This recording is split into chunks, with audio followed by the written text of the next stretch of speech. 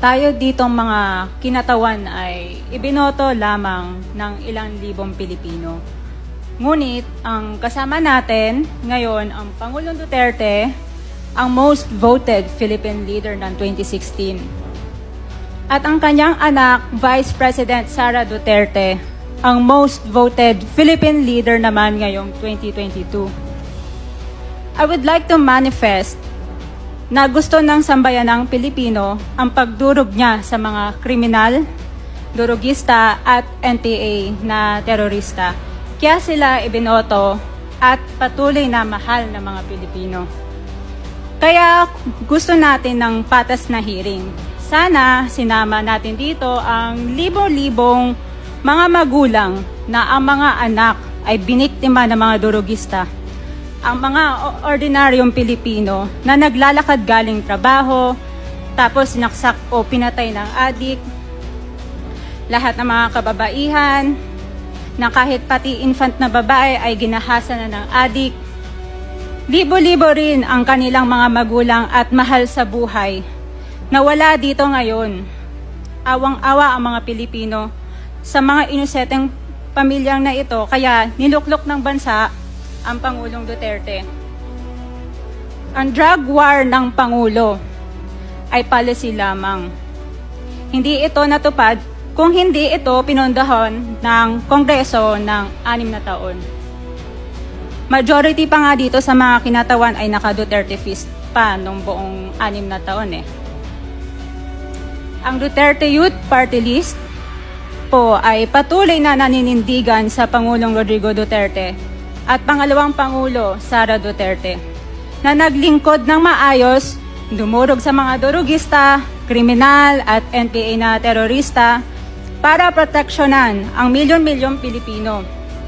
Bakit wala nag-iimbestiga dito o nag-iimbita sa atin sa sobrang raming Pilipino na biniktima ng mga durugista?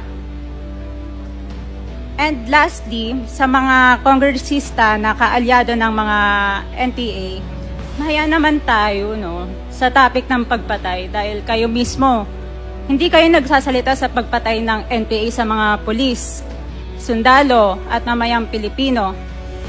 Pati rin po sa mga natitirang resource persons na gusto mag-abogada papuntang ICC, si Attorney Maria Cristina Conti, na kandidato ngayon ng Bayan Muna Party List.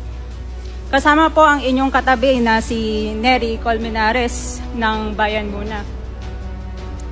Sa NPA, nire-recruit ang mga kabataan para pabagsakin ang gobyerno at pumatay ng mga pulis, sundalo at tropa ng gobyerno. Di nyo naman kinokondena ang pagpatay nila. Ang kinokondena nyo ngayon ay ang dalawang naging most trusted leaders ng bansa na todo effort protektahan ang milyong-milyong mga Pilipino. In support sa advocacy sa Pangulong Duterte, ang Duterte Youth Party List ngayon, Kongreso ito, ang kaisa-isang nagpapanukala ng pagbalik ng death penalty para sa mga rapist, kidnappers, durugista at terorista. In behalf of the Duterte Youth Party List, kami ay nagpapasalamat sa todong suporta ng Pangulong Duterte at VP Sara Duterte sa mga tropa ng gobyerno at sa pagdurog nyo sa mga kriminal, durugista at NPA na terorista. Yun lang po. Maraming salamat po, Mr. Chair. At Thank you, Congresswoman. Salamat, ma'am. Mr. Chair. Bawal po pumalakpak dito. Kung gusto niyo pumalakpak, doon kayo sa labas. Maaari ba? Mr. Chair. Wala hong bastusan dito, ha? Sige, Congressman Acop, you're recognized. Thank you, Mr. Chair. I beg to disagree with my colleague. Kasi bata pa siya. Ako, I have given up my life for this country. The former president is only 2 years older than I am.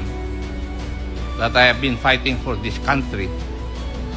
I was a member of the Philippine Constabulary and became a policeman after Republic Act 6975 was enacted. This statement of my colleague betrays her ignorance.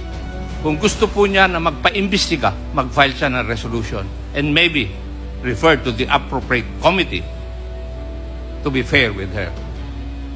She is a congressman. she knows the rules.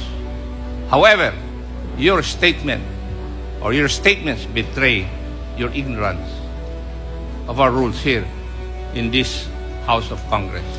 So I beg to disagree, Mr. Chair, na sila lang ang nakikipaglaban at marunong makipaglaban sa kalaban.